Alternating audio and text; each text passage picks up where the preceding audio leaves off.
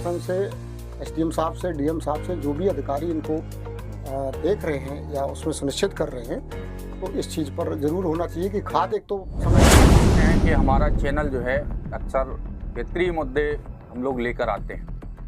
और आज हम हैं ग्राम पंचायत मैनूपुर में और हमारे साथ हैं किसान संघ के ब्लॉक अध्यक्ष सुभाष महाराज। तो आज चर्चा करेंगे किसानों के विषय में।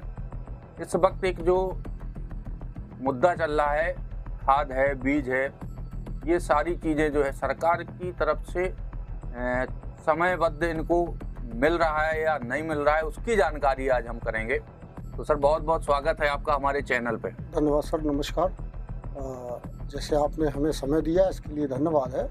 हमने अभी आज सुबह का फेसबुक पर जो पोस्ट डाली थी, आप उस आधार पर यदि हमारे पास आए हैं और आपने हमारी बात को सुना समझा, उसके लिए धन्यवाद।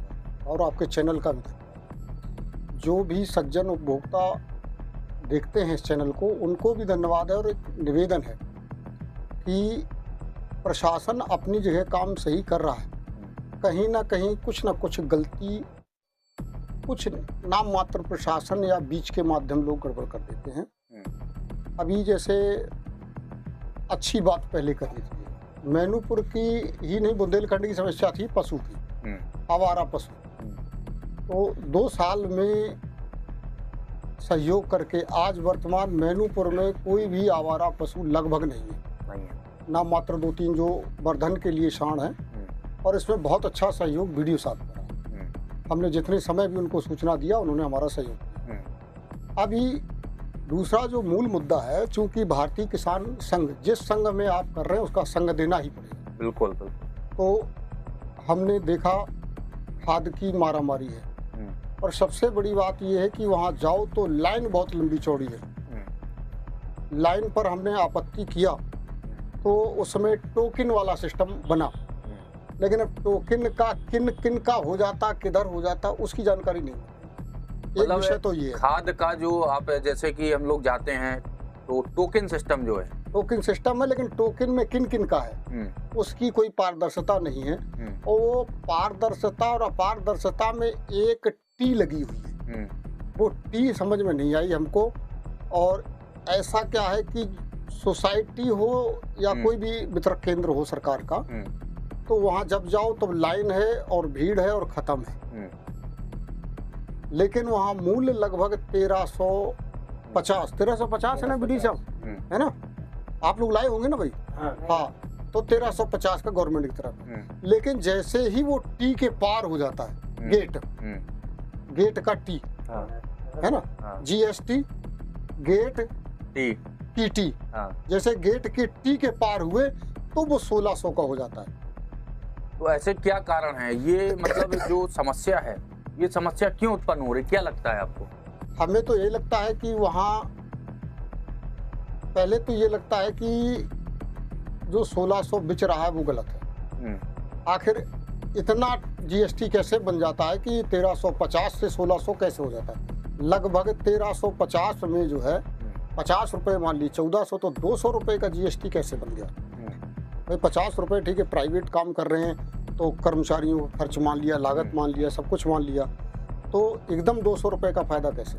लेकिन इसमें एक चीज़ और सामने आती है, जैसे कि प्राइवेट जो सेक्टर है, जो लोग अपना क्रय विक्रय जो अपना दुकान चला रहे हैं, इनके पास खाद की कोई कमी नहीं है, लेकिन सरकार के पास कमी क्यों है? तो वही तो हम भी कहना चाह रहे हैं कि वो टी कहाँ है।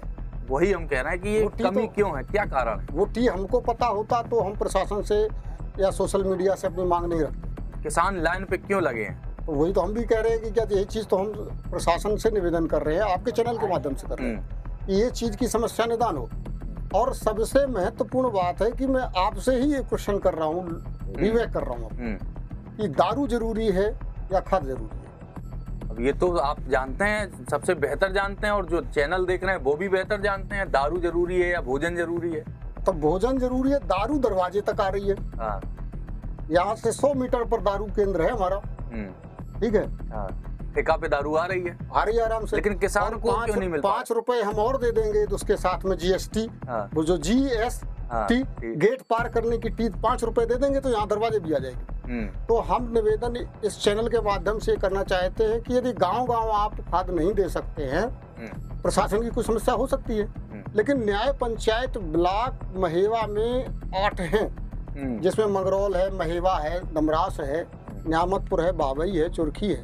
तो केंद्र के हिसाब से और क्षेत्रफल के आधार पर वो खाद मिलनी चाहिए, और होना वास्तव में ये चाहिए कि यदि वास्तविक कितने उपभोक्ता हैं जिनकी खेती है उनको मिलना चाहिए। तो वो 200 वाला लफड़ा जो है वो हमें नहीं समझ में आ रहा, कहीं ना कहीं कुछ गड़बड़ है। तो क्या आप अभी तक अपने संघ से विषय में कोई चर्चा की? संघ हमारा निरंतर बात कर रहा है, और इस संघ से जो हमारी जिला मंत्री श्री आनंद जी द्विवेदी से हुई, तो उन्होंने कहा कि यदि कोई इसमें है तो उसमें प्रयास करिए। तो उस प्रयास के तहत मैं ये बात किया। उसमें से एक सज्जन हैं जो है, उन्होंने भी रिप्लाई किया हमको, तो उनकी रिप्लाई में 1700 रुपए की उन्होंने बात रखी कि 1600 नहीं 1700 की मिल रही है। तो उनका नाम अच्छा, हाँ, आपने जो पोस्ट डाली थी उस पर किसी ने कमेंट किया? कमेंट किया है किसी ने, मैं शायद मैं उसमें नेट की वजह से नहीं देख पा रहा हूँ। तो उसमें जो है उन्होंने 1700 का दिया। तो मतलब इसका कोई जीएसटी जो जबरदस्ती वाली टी है उसका कोई आकार प्रकार नहीं है। तो आपका संगठन प्रशासन से क्या मांग करता है इस विषय में? हम ये चाहते हैं कि जितना प्राइवेट सेक्टर में यदि मिल रही है खाद, पहली चीज तो ना मिले तो ज्यादा अच्छी बात है, वहीं से केंद्र से मिले, क्योंकि केंद्र में मिल रही है तो केंद्र में जब मिलेगी तो ऑटोमेटिक उसके रेट नहीं बदलेंगे। और यदि मिल रही है तो केंद्र से भी और प्राइवेट सेक्टर से भी निवेदन करेंगे कि पक्की जो है रसीद मिलनी चाहिए, जिससे ये तो पता लग जाए कि माल कितने का जा रहा है, निर्धारित जो रेट क्या है, हाँ वो होना चाहिए, वो पता लग जाए। तो हमारे किसान परिवारों के साथ इतना अन्याय शायद उचित नहीं है, और ऐसा नहीं होना चाहिए। और इसीलिए हमने अपनी बात रखी है, और सोशल मीडिया के माध्यम से रखी, आपके माध्यम से जाएगी तो और अच्छी बात है। तो मैं प्रशासन से, एसडीएम साहब से, डीएम साहब से, जो भी अधिकारी इनको देख रहे हैं या उसमें सुनिश्चित कर रहे हैं, तो इस चीज़ पर जरूर होना चाहिए कि खाद एक तो समय पे मिले, भीड़ ना लगे। आज की डेट में लेबर पावर की कीमत है 500 रुपये, जिसमें से ये कई लोग हमारे किसान भाई बैठे हुए हैं, तो आप इनसे पूछ सकते हैं कि इनकी लाइन की क्या स्थिति है। हमने देखा है, और हमने खबर भी अभी चलाई थी। अभी हमने अपने चैनल पे एक खबर भी चलाई थी, जो लोग वहाँ पे लाइन लगाए हैं 2-2, 3 दिन से आ रहे हैं बराबर, तो उनको दिक्कत हो रही है। 3 दिन का मतलब 1500 रुपये, देख लीजिए। क्या कह रहे हो? कुछ कह रहे हैं? इधर आ जाओ, इधर आ जाओ, इधर आ जाओ। क्या कह रहे हो? हम ये कह रहे हैं सर कि 24 तारीख को खाद वितरण हो रही थी, उसके पहले हमको टोकन मिल गया, तो 24 तारीख से आज तक अपना संगठन का पहले परिचय नहीं दिया। पहले आप भारतीय किसान संघ के, चलो आप किसान है, मान लो संगठन के पदाधिकारी हैं, आप किसान हैं, तो क्या समस्या क्या आई आपके सामने? ये समस्या आई कि हम लोग खाद के लिए गए तो टोकन तो मिल गया, इसके बाद में 2 ठेला जिसमें आई, उसमें जो है हम लोगों को 24 तारीख को जो है डेट से अभी तक कोई खाद मिली नहीं। ये भी एक बड़ा जो है ऐसा भी हो रहा है कि टोकन वाले तो ले ही रहे हैं, और जिनका पावरफुल डायरेक्ट जाकर के ही खाद की बोरियां ले लेते हैं और बाहर जो है अपना सप्लाई करें, अपना खेतों में डालें। क्योंकि एक किसान के पास 500 बीघा जमीन है, तो 500 बीघा जमीन एक साथ ना दे करके उसको 4 बोरी या 5 बोरी दें, ताकि जो है दूसरे भी किसानों का हित हो। मतलब छोटे किसानों को पहले मिलना चाहिए ये?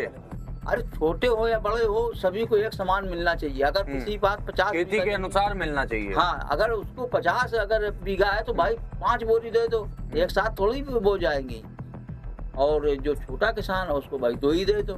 जब कहने का मतलब ये है, किसान जो परेशान है तो इस पे शासन प्रशासन को ध्यान देना चाहिए।